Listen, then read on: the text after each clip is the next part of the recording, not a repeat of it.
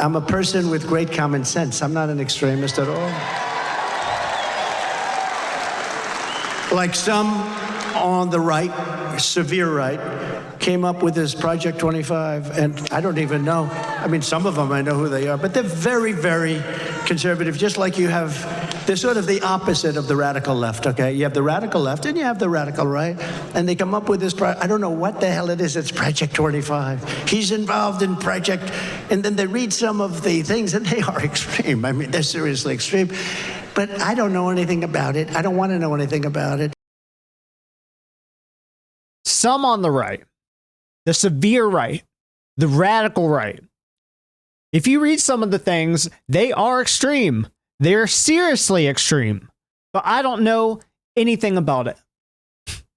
Those were Trump's own words about Project 2025.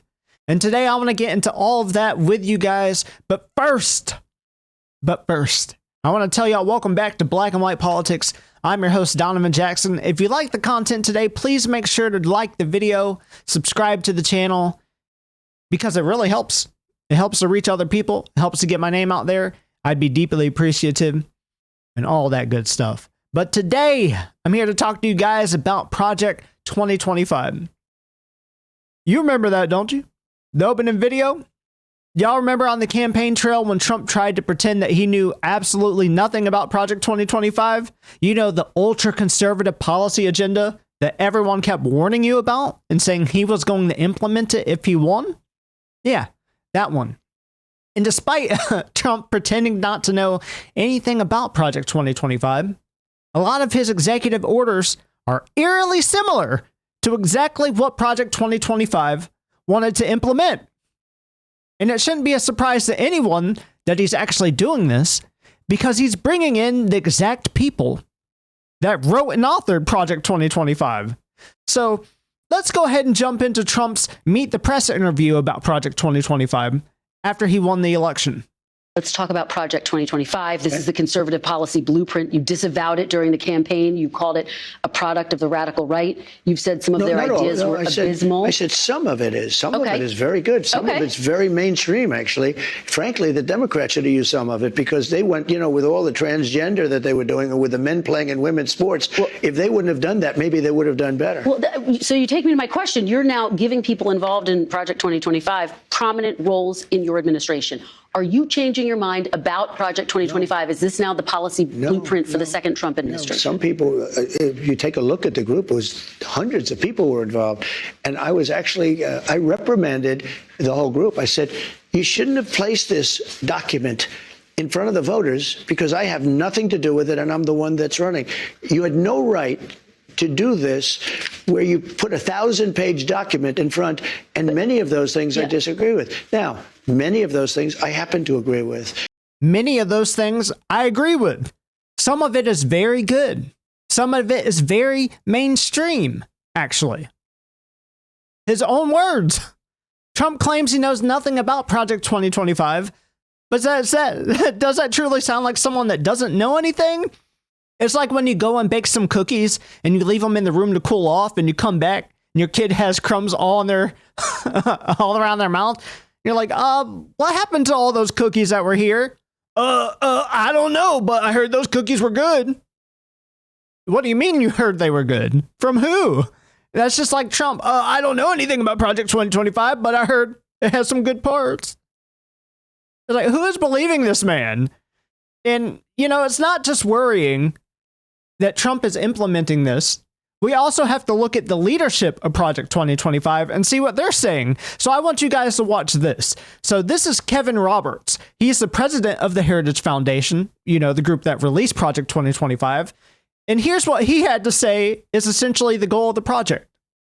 Now, the leader of the group, by way of the Heritage Foundation, is a guy by the name of Kevin Roberts. And this week, he was talking about the whole thing on Steve Bannon's podcast. And if you're watching, you're realizing that the guy you're about to see is not Steve Bannon, but former Virginia Congressman Dave Bratz. That's because Steve Bannon's in prison now. Roberts says he's predicting a, quote, new American revolution. But listen to what he had to say about what it would take to make that happen. I come full circle in this response and just want to encourage you with some substance that we are in the process of the second American Revolution, which will remain bloodless if the left allows it to be.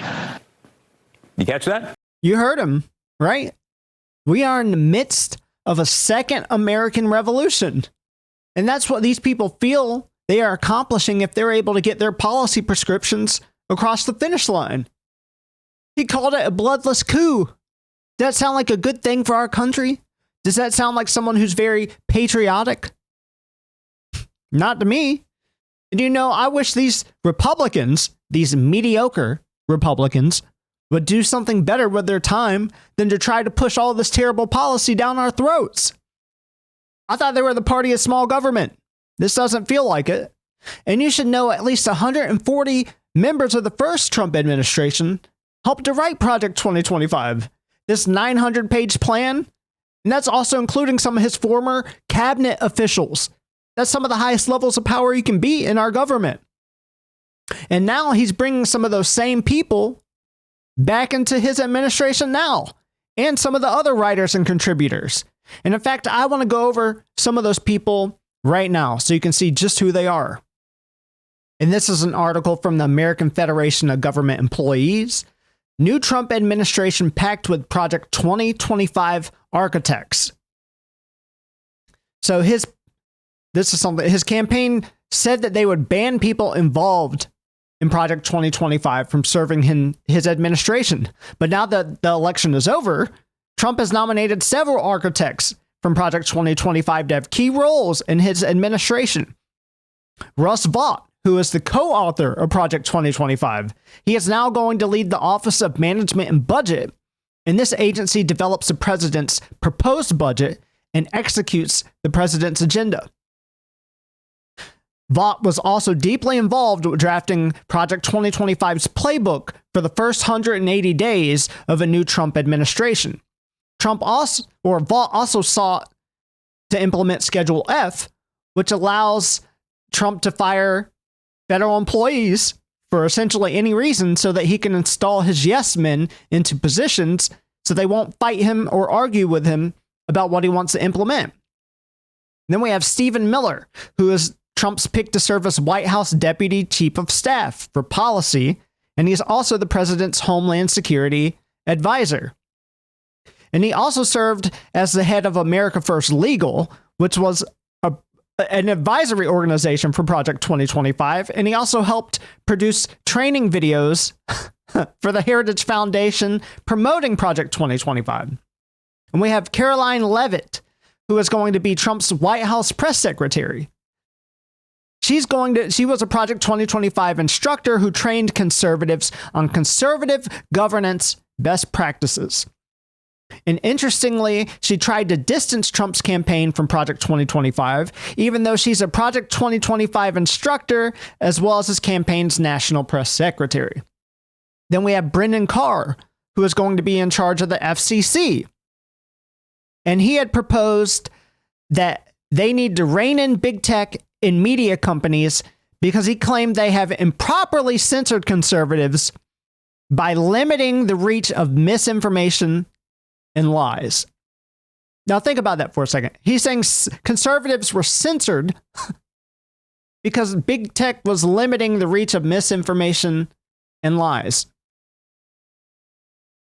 Okay, I can't even go on to that. That's just like astounding to me. And then you have Tom Homan, who is the appointed border czar, who's going to oversee the southern and northern U.S. borders, maritime and aviation security. So he was the acting head of ICE, which is the Immigration and Customs Enforcement during Trump's first administration. But in 2018, he retired after his Senate confirmation failed. But this time it doesn't matter because he's going to bypass all of that.